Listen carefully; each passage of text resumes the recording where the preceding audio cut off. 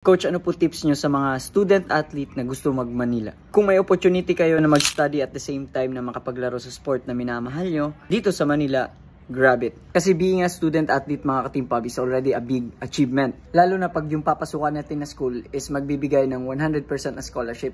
Yung ganung benefit pala, mga ka-team pub, ang laking tulong na talaga sa mga parents natin. Pag nagkaroon ka ng ganung pagkakataon, you have to embrace it. You have to take care of it. Kasi yung responsibility nun, napakalaki. And napaka-importante na kailangan mo siyang i-maintain pareho.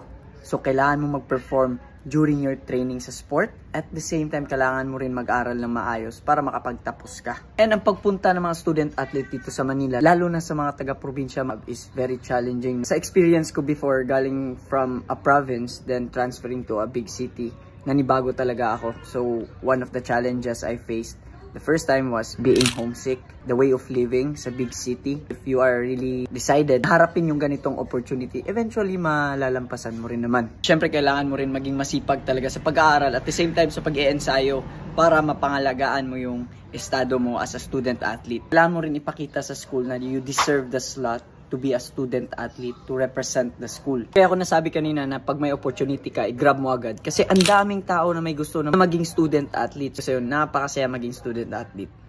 Napakasaya. So yun lang naman. Peace out.